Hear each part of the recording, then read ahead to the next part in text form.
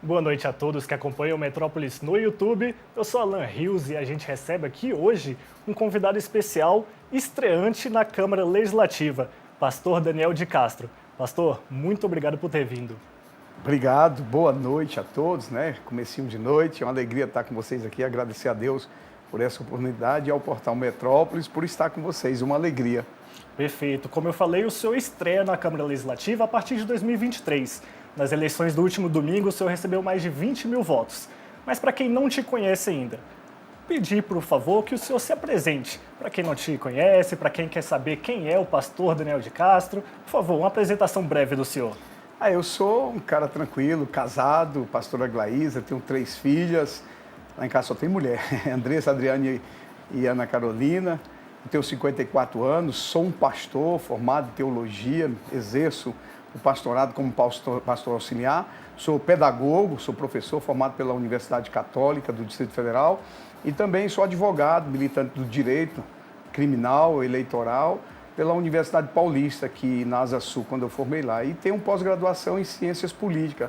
Então, gosto de política. Toda a vida militei na esfera da igreja e da política, principalmente na cobertura social das pessoas menos favorecidas. Sou diretor social do Instituto Bom Samaritano. Então, assim, a gente vive muito fazendo essas questões da ação social e essa coisa toda, você vai para a igreja, na política, te projeta e, graças a Deus, conquistamos esse mandato aí para servir a população do Distrito Federal. Entendi.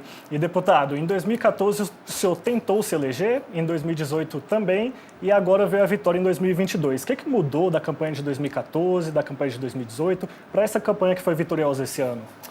A campanha ela é uma construção política, né? Eu até, com respeito aqui, eu digo o seguinte, eu ganhei 3 eleições, mas estou levando essa.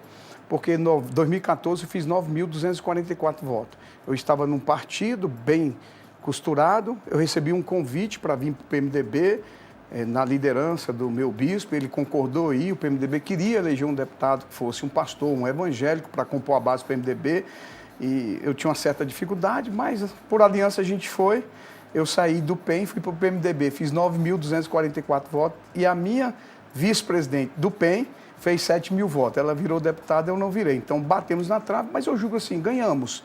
A votação a gente teve. 2018, aí foi uma história diferenciada. A gente achava que fazia 2 deputados no PSC, por conta de costuras políticas e até não bem sucedidas, a gente sabe disso. Eu queria muito ter apoiado o governador Ibanez Rocha em 2018. O meu partido fez uma convenção para declarar apoiar ele, mas depois houve uma composição nacional, nós tivemos que retroagir, apoiamos um outro candidato e acabou que eu fiquei sem coligação. Meu partido fez um deputado e eu, com 11.510 votos, fiquei na primeira suplência. Essa não.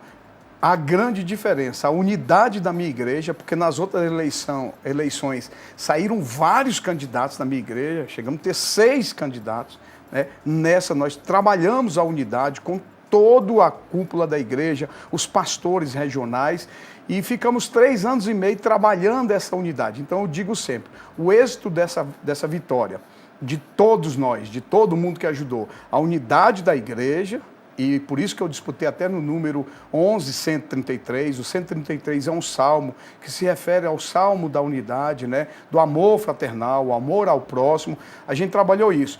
E o segundo motivo foi uma felicidade que eu tive de um grande amigo, advogado, meu presidente na OAB, que foi o governador Ibanez. Ele acreditou em mim, me convidou para assumir a administração de Vicente Pires, um caos instalado na cidade. Eu vou te interromper porque era isso que eu ia perguntar em sequência. O senhor tem no currículo esse cargo que o senhor exerceu de administrador de Vicente Pires.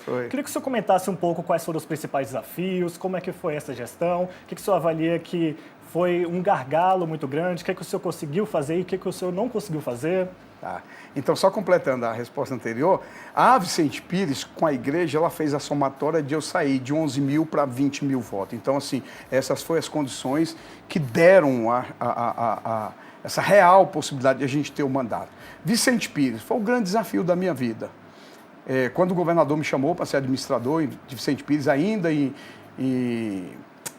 Assim, 2018, ele tinha acabado de ganhar a eleição, eu tive uma conversa com ele, eu ajudei ele no segundo turno, ele falou que eu queria que eu fosse para Vicente Pires, eu estava muito preocupado, sou morador da cidade, eu sabia o caos que estava estabelecido.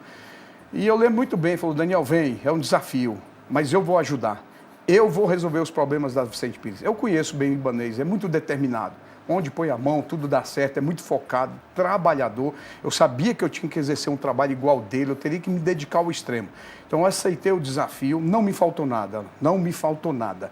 Tudo que Vicente Pires quis, que a liderança pedia para mim, eu passava com o governador, a gente conseguia. O governador me deu vários advogados, destravamos todos os processos, que foi a coisa mais importante.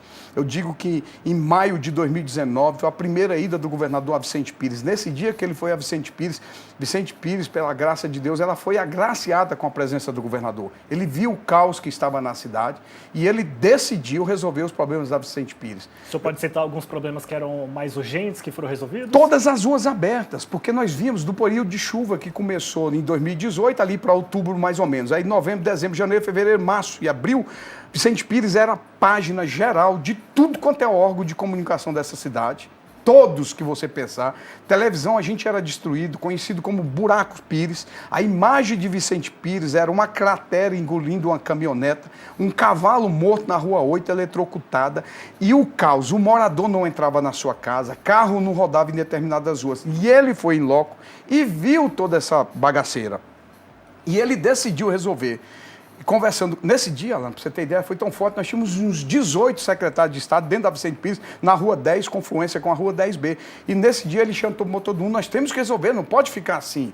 Aí ele decidiu criar o Gabinete de Gestão de Crise, que passou a ser meu gabinete, o Gabinete de Gestão de Crise, e disparou o doutor Zé Humberto para ser o chefe da coordenação do Gabinete de Crise, que era para debelar a crise. E ele determinou que no dia seguinte, a obra da Rua 10, para tirar o caos da cidade, começaria por obra própria da Nova Cap e do DR. E assim foi feito. No dia seguinte, nós tínhamos mais de 100 maquinários dentro da cidade, mais de 200 homens trabalhando, e nós começamos a fazer todos os paliativos e destravar o contrato. Quando destravou, aí entrou geral. Faltava dinheiro, eu falei com ele, falei para ele que tinha recurso, ele não, tem uma certa dificuldade, ele tem 180 milhões na Terra Cap, que foi a venda da colônia agrícola Samambaia, e eu falei, governador, esse dinheiro ele merece ser aportado em Vicente Pires, porque foi a venda dos terrenos da cidade.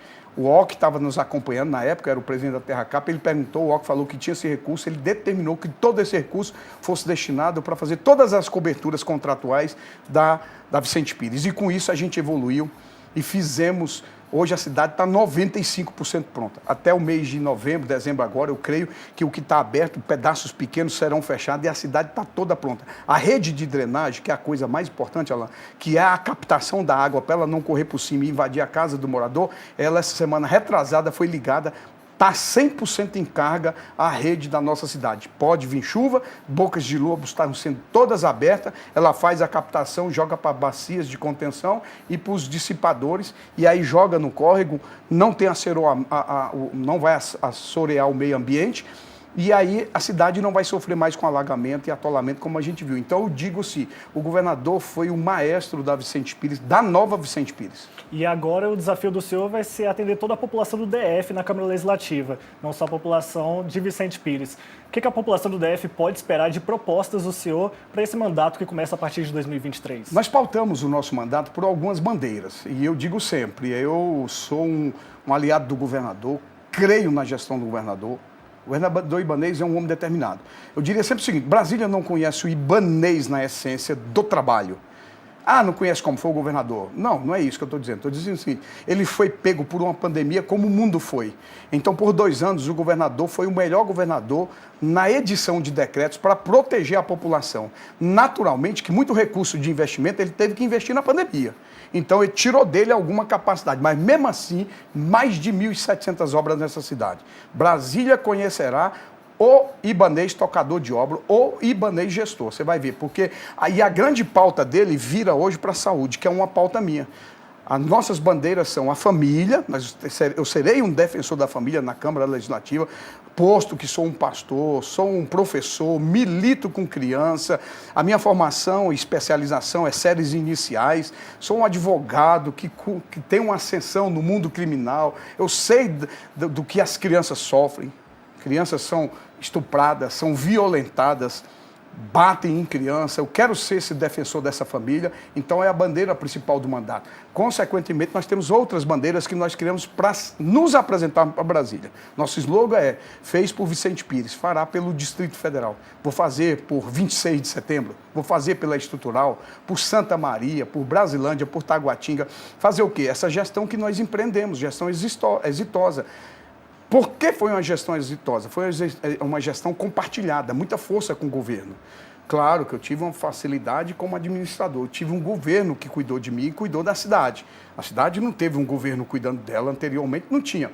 Então, o que a população pode esperar? Que eu serei um deputado de Brasília, com essa ascensão, com entrada violenta na saúde. Quero me pautar como um deputado que vai ajudar tudo que for necessário na saúde para ver a nossa saúde transformada, e isso é comunicado com a ideia do governador. Esse segundo mandato ele tem falado: dedicarei esse mandato com a força extrema para melhorar toda a questão de saúde do Distrito Federal. E já que o senhor citou algumas pautas, como, por exemplo, pautas da família, pautas de defender as crianças da população aqui do Distrito Federal, queria que o senhor citasse, na sua visão, quais são os grandes problemas que atacam essas pautas e como defender esse tipo de pauta na Câmara Legislativa. Eu sou um cara que sou muito posicionado, eu nunca fui covarde, nunca me escondi, nunca fiquei em cima do muro. Até por duas formações que eu tenho, teólogo de pastor. Pastor ama todo mundo, a gente ama todo mundo. É um princípio que a gente aprendeu do Cristo, de amar as pessoas. Mas como advogado também, eu sei o que é as afrontas que as nossas famílias estão sofrendo. Estão dizendo que tem outros modelos de família, vou respeitá-los. Mas eu conheço a família tradicional, a família criada por Deus, homem e mulher, na geração de filhos. E eu sou muito defensor disso, Alan, porque é a família que sustenta uma nação. A família, ela é a célula máter, é a célula mãe da sociedade. A mãe é que gera. Uma família fraca, você tem uma nação fraca. E nós estamos sendo atacados em alguns valores que nós não podemos aceitar. Como é que eu posso aceitar banheiro unissex em shopping, em universidade, em faculdade? Como eu, pai de 3 meninas, a minha filha faz o 10º semestre de Direito no INCEUB. Esse dia ela chegou em casa tremendo, desesperada, que ela estava no banheiro e chegou uma pessoa falando que é mulher e foi usar o banheiro e tirou o órgão genital masculino. Você acha que a minha criança não fica? Eu sou pai. E quantos pais estão sendo afrontados por esse modelo? Ah, Daniel, você é contra o movimento LGBT? Não sou contra. Nós não vamos ser contra ninguém. Nós somos contra valores que estão sendo tirados de nós. E esses valores são valores que fazem ruir os pilares que sustentam a nação. E o pilar que sustenta a nação é família. Família forte, Estado forte. Família fraca, Estado é fraco. Então eu preciso defender. Aliás, eu me elegi com essa pauta. Eu vou defender isso. Como? Como pastor, vou amar o segmento, vou dialogar com todo mundo, sei que tem deputado lá que representa, vamos dialogar. Agora, como advogado, eu não aceitarei determinadas coisas, porque tudo está estabelecido na lei, nós vamos cumprir lei. Eu vou fazer movimentos cumprir lei. Eles terão que cumprir, eles terão que entender que nós somos uma nação eminentemente cristã, que defendemos esses valores da família. E eu vou para lá para isso, mas com muita responsabilidade, pautado no diálogo. Eu falo assim, Deus me forjou, graças a Deus. Deus me forjou sendo um pastor, mas me forjou sendo um pedagogo e me forjou sendo um advogado. Então, acho assim, a minha formação secular, com esse coração do pastor, vai me levar a dialogar com esse povo. Eles precisam entender que eles não podem romper valores que eles estão sendo rompidos. É por isso que eu queria puxar, por esse ponto do diálogo. Hoje a Câmara Legislativa do DF elegeu 3 deputados distritais mais votados que são de partidos de esquerda. Queria saber como que vai ficar o diálogo entre o senhor, por exemplo, que é de um partido mais conservador, é pastor, com os deputados distritais eleitos de esquerda, que tiveram os maiores votos na Câmara Legislativa. Como que vai ser esse diálogo? Como que vai ser o debate de ideias?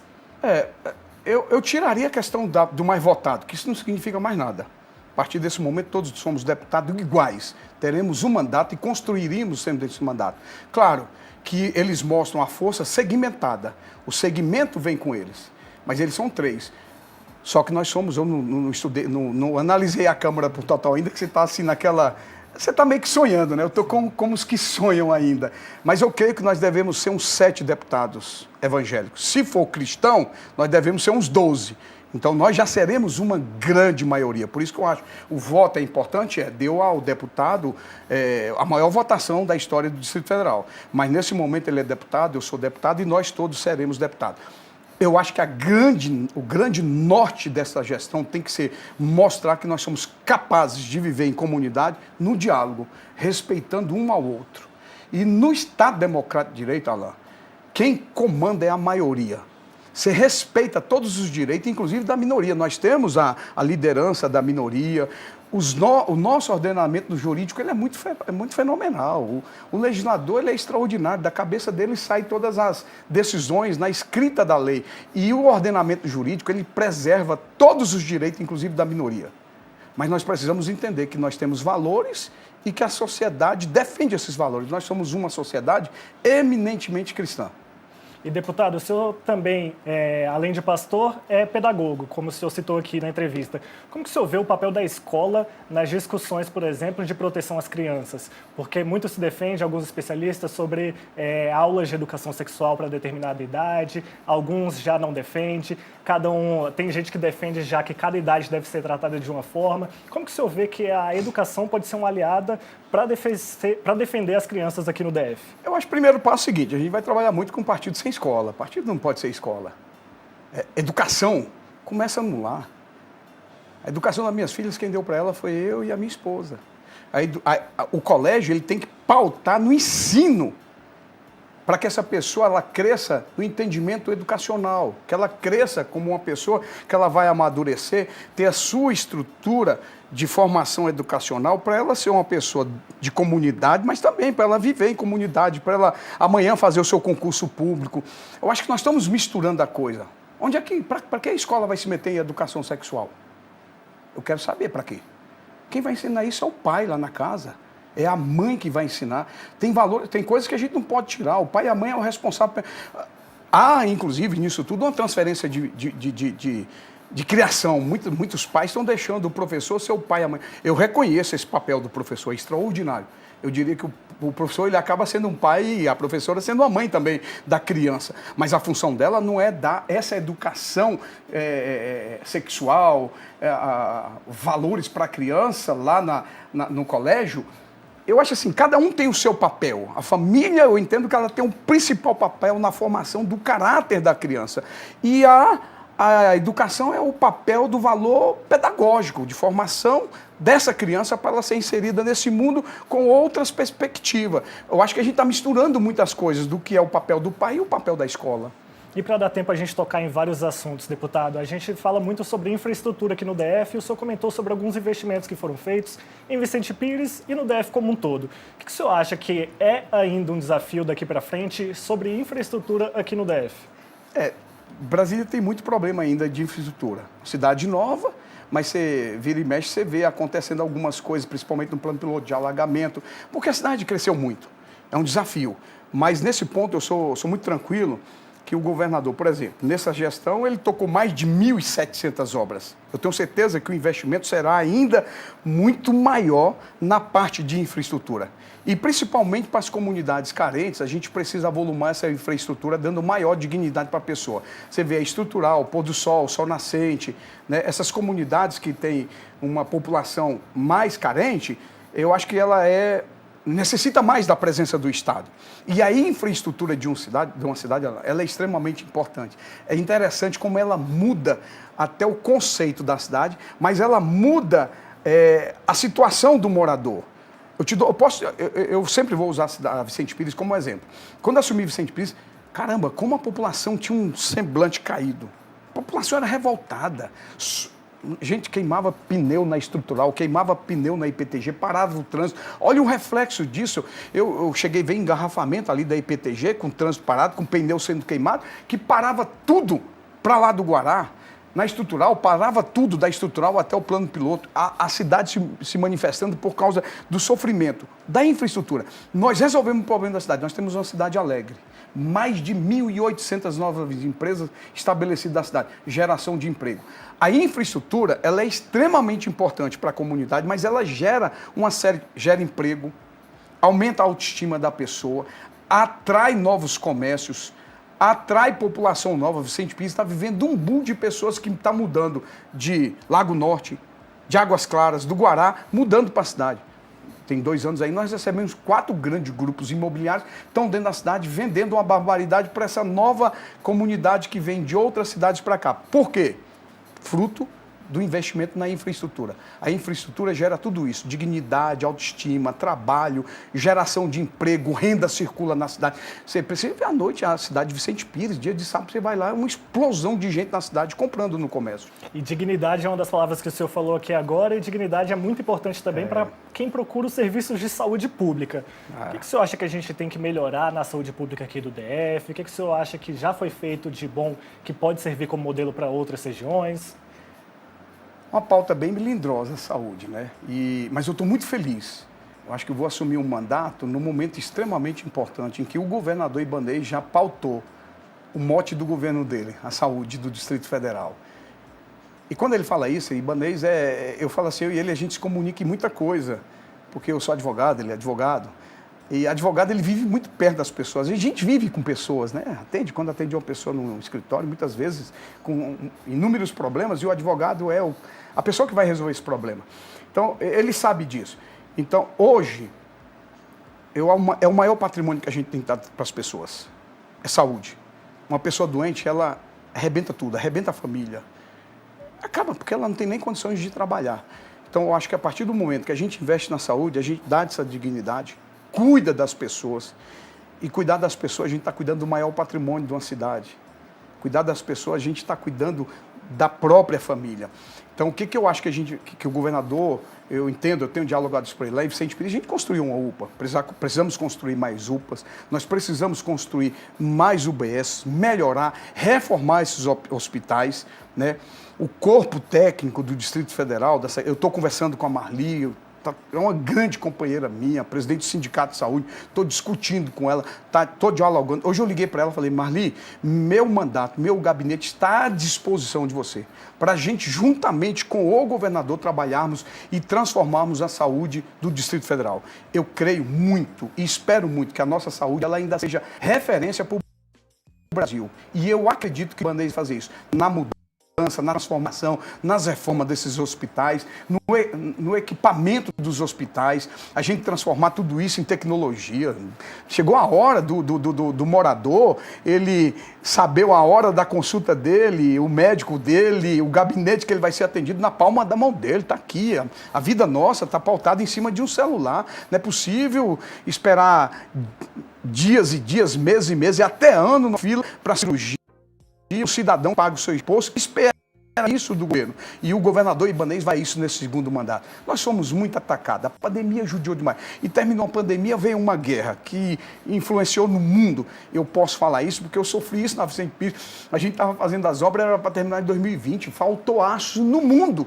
Parou a obra da Vicente Pires. Então, uma coisa, a gente foi atrapalhado. Eu creio nessa nova gestão e eu estou louvando a Deus. Deus me dá a oportunidade dessa nova gestão ser deputado distrital e o governador levantar essa gestão com a bandeira da saúde. Agora, nesses próximos anos que a população do DF não vai enfrentar uma pandemia, se Deus quiser. Se Deus quiser. Como que o senhor vê, por exemplo, as melhorias que podem ser feitas na área social? Porque hoje muito se fala sobre as filas do CRAS, por exemplo, e sobre a população mais vulnerável aqui do DF. Como que sem pandemia a gente pode enfrentar esse problema? É outra área que eu estou muito empolgado. Eu sou diretor social do Bom Samaritano. Eu faço ação social há muitos anos.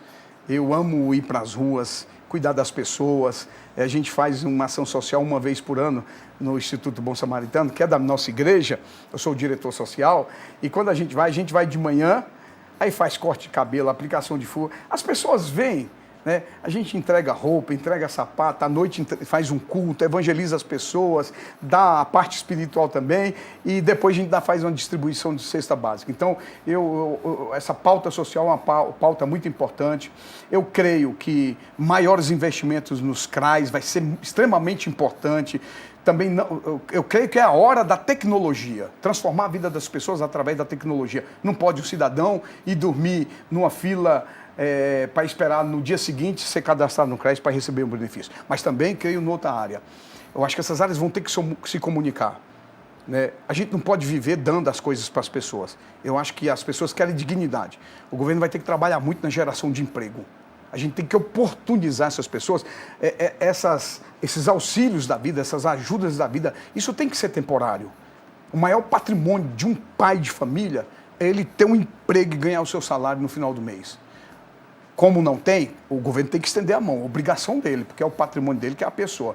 Então é melhorar os atendimentos dos CRAs, abrir mais vagas, né? Melhorar mais, colocar mais investimento, e o governador vai poder contar comigo como deputado, detentor de emenda, para a gente colocar nesta área do social também. Eu serei um parceiro dele na área social. E a questão do emprego aqui no DF, já que o senhor citou, é a dignidade que o emprego fornece para as pessoas. É uma questão que pode ser fomentada de que formas? É uma questão que ela deve convergir com outras áreas? Como é que deve ser a questão do emprego, na visão do senhor, a partir de 2023, com o mandato na Câmara Legislativa? O governo ele tem que cuidar muito do empreendedor, né? Ele tem que cuidar do seu empresário, ele tem que ajudar, tem que melhorar as condições para o empresário, porque o grande gerador de emprego é o empresário, né? Nós temos duas vertentes. Brasília é o centro de tudo na questão, quando se diz de concurso público. Nós precisamos cuidar desses meninos, dessas meninas que estão saindo da faculdade na expectativa de ser um servidor público. Mas o serviço público ele é limitado, ele vai no limite e chega uma hora que ele não gera mais emprego. Eu, sem dúvida nenhuma, eu serei um grande defensor dos concursandos e dos concursados. Muita gente que fez concurso, eu sofri isso na minha vida, eu fiz concurso, eu passei em tudo, fiz academia da Polícia Civil e até hoje brigo na justiça para ser nomeado. Isso mata sonhos de pessoa. Então, uma parte é cuidar, abrir novas portas de emprego, melhorar mais ainda, dar oportunidade, contratar mais servidores, para a gente melhorar os quadros de atendimento para a comunidade, porque quando você contrata na perspectiva de um atendimento de ponta, de excelência, em qualquer área, mas isso é limitado. O que eu entendo que a gente precisa fazer agora? Usar todas as ferramentas de governo, e aí a Câmara Legislativa terá seu papel importante na formação de projetos, na estrutura de parceria com o governo, para a gente melhorar as condições do nosso empresariado, para ele gerar emprego, dando melhores condições, olhando as áreas de desenvolvimento econômico, dando condições de empresários novos se instalarem no Distrito Federal, com a ajuda do governo, para que eles possam gerar emprego. É isso que eu entendo que a gente precisa fazer, porque a gente gerando emprego, contratando mais pessoas, a gente tira as pessoas dessa necessidade de estar em filas para receber benefício do governo. Isso, repito aqui, vou repetir, isso precisa ser algo temporário. Ou algo mais prolongado, mais alongado, seria a gente gerar empregos e contratar pessoas. Porque a gente melhora a condição do Estado. Porque a pessoa recebeu, ela vai gastar esse dinheiro, ela gera, ela vira uma máquina que gira a economia do Estado. Então, quanto mais o governo dá benefício para empresas, para ela contratar, mais ela tem benefício de arrecadação. É nesse contexto que eu quero ser parceiro do governo também, para a gente fazer geração de emprego através dos nossos empresários. O governador sempre diz o seguinte: o pobre a gente ajuda, o rico a gente não atrapalha. O empresário não quer muita coisa do Estado, ele só não quer ser atrapalhado. Cumprir com suas obrigações necessárias, mas dar a ele a oportunidade dele gerar emprego. A gente der a oportunidade do empresário gerar emprego, a gente gera mais emprego, contrata mais pessoas. Posso dar um exemplo, lá em Vicente Pires, abriu recentemente um Dia a Dia e um Tatico. Esse pessoal explodiu, contratou gente, vende para valer, pessoas estão empregadas, a máquina vai girando e a economia fica ali na cidade movimentando o Estado.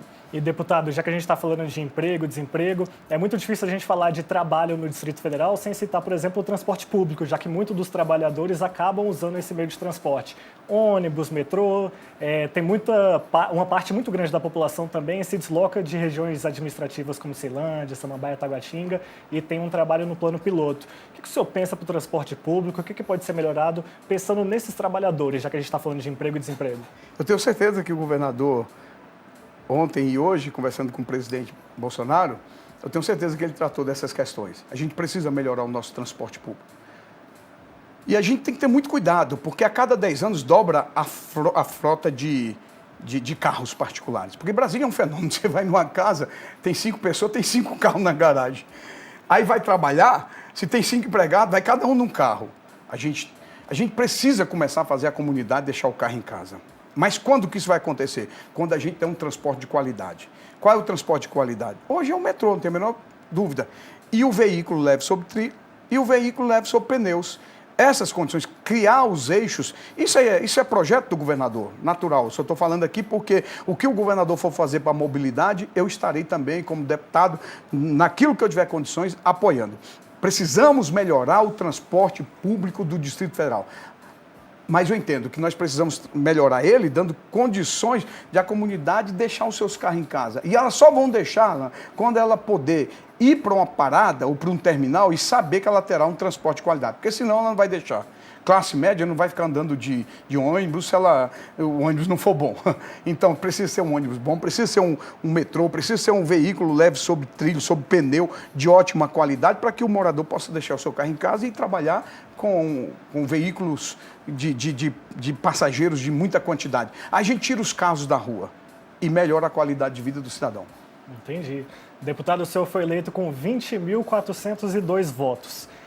Sempre nessas entrevistas a gente acaba perguntando depois o que o senhor pode falar para quem não te elegeu, ou seja, para quem o senhor é eleito pela população do DF, mas para quem não te deu o voto, ou seja, ou quem não te conhece, ou quem ainda não tem uma confiança no senhor. O que o senhor pode falar para dar confiança para essas pessoas? Não me deixe errar, eu estou te chamando toda hora de Alan, é isso mesmo? Alan mesmo. Alan Rios. Alan Rios, Bom, eu falo que o voto é engraçado, Alan. Caramba, você conquistar o coração de alguém é uma coisa... Eu levo isso para o lado apaixonado. É como um menino que vai conquistar uma menina ou uma menina que vai conquistar um menino. É muito difícil, mas quando se conquista, as coisas se entrelaçam. Há uma perspectiva enorme de quem votou em mim no exercimento do mandato como deputado distrital na Câmara Legislativa. Eu sei disso. Mas no meu coração, Alan, você fez uma pergunta que está no meu coração. Eu já estou pedindo voto para 2026. Que eu falo assim, gente, onde é que eu... Tem uma pessoa que não acreditou na minha proposta de deputado distrital.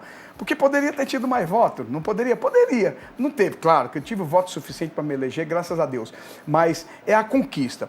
E essa conquista ela vai se pautar num trabalho. Aqueles que votaram em mim estão na expectativa da minha defesa das bandeiras que eu elenquei, que eu vos disse ainda há pouco. Quem não votou em mim, não acreditou nessas bandeiras, eu vou me dedicar nelas. Por que eu estou elencando saúde como algo que eu quero trabalhar demais? Primeiro que eu quero mudar as vidas das pessoas, eu fui eleito para isso, foi a proposta que eu tive. A partir do momento que a gente conseguir, eu tenho certeza que alguém lá na frente vai dizer, o deputado Daniel de Castro ajudou muito a saúde. Aí você ganha um coração, porque o voto é a conquista do coração. Quando o coração vem, a pessoa vai falar, vou votar nesse camarada. Então, assim, o que a população que não votou em mim e a que votou pode acreditar que vai ter um deputado muito aguerrido. Muito. Alan, eu sou muito trabalhador. Eu dediquei demais. Claro que eu dedicava muito em Vicente Pinto, porque eu ficava preocupado com o governador. Ele dá a missão e ele não cobra. É engraçado que ele não cobra. Mas seja ruim para você ver. Ele te arranca. Agora seja bom, ele te dá tudo. Então a população pode esperar de mim. Vai ter um deputado trabalhador. Vai ter um deputado fiscalizador, que é a função principal. Mas eu não quero exercer apenas a minha função principal. Eu acho muito pouco o deputado ser o fiscalizador. Eu não sou fiscalizador, eu sou parceiro do governador. Eu quero, de mãos dadas com o governador, a gente transformar a vida das pessoas. Isso feito, eu tenho certeza que essa população que votou, que não votou, amanhã ela vai falar, foi um bom deputado. O que precisamos ser é um bom parlamentar. A casa ser uma grande casa. Brasília precisa ter orgulho da Assembleia Legislativa. Ela é necessária. Ela é necessária, ela precisa existir. Agora, o que está precisando é nós mostrarmos para a comunidade que a gente está ali para fazer um trabalho para mudar a vida da nossa comunidade, da nossa população do Distrito Federal. E isso só faz com muito diálogo, com posição, com situação, com oposição, mantendo o diálogo, fazendo os grandes debates, enfrentando todas as matérias, mas não apresentando as crises, apresentando a solução das crises. É isso que Brasília espera de todos nós. Ou seja, o senhor tem uma base religiosa muito forte entre os seus eleitores, mas o senhor acredita que, com o trabalho, os outros eleitores que não votaram no senhor vão confiar nessa gestão? É engraçado, eu tenho uma base muito forte mesmo no segmento religioso, até por conta da minha igreja, Assembleia de Deus, Ministério de Madureira. Mandar um abraço aqui para o meu bispo, primaz bispo Manuel Ferreira, que ele é do Rio de Janeiro, mas ele colocou o título em Brasília para votar em mim, tem 90 anos de idade, aos pastores das nossas igrejas, mas o meu voto não foi só lá. Vicente Pires foi maravilhosa, me amou, me abraçou, mas eu tenho gente do esporte comigo. Eu tenho gente da saúde, eu tenho policial civil, eu tenho gente que trabalha com a melhor idade, eu tenho uma ascensão nesse público através do Gil, que é uma pessoa que me ajuda tanto. Ele tem 800 pessoas que ele ajuda, que são da terceira idade, da melhor idade.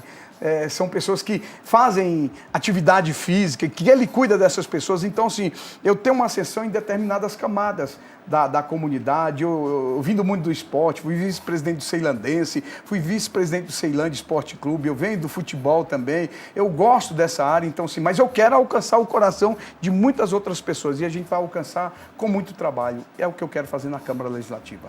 Perfeito. Deputado, novamente, muito obrigado pela sua participação, muito obrigado por ter vindo até aqui, ter falado com os eleitores e os não eleitores também, com toda a população do DF. Muito obrigado, deputado. Obrigado, eu quero muito agradecer, Alain, a você, ao Metrópolis, por ter me dado essa oportunidade. Você não sabe como eu estou feliz aqui. Eu estou assim, como o Salmo de Davi que diz, eu estou como os que sonham, eu não acordei desse sonho ainda. Tem sido alegria porque as pessoas têm ligado, têm cumprimentado. Então, a você que está me assistindo, eu quero muito agradecer a você que votou em mim. Muito. Você não tem noção a gratidão do meu coração por você ter me dado a oportunidade de ir para a Câmara, de apresentar um projeto, de trabalhar em cima daquelas bandeiras que nós estabelecemos como pauta de um mandato. E você que não votou, eu quero dizer para vocês todos, vocês terão um deputado, um gabinete aberto de atendimento de excelência à nossa comunidade. Na Câmara Legislativa, eu sou o seu servidor, eu serei o servidor do Distrito Federal, eu serei o deputado que vai atender a comunidade de Brasília, conte com a gente, conte com o nosso gabinete. Muito obrigado. A todos que nos acompanharam até aqui, muito obrigado. Esse foi mais um Metrópolis Entrevista.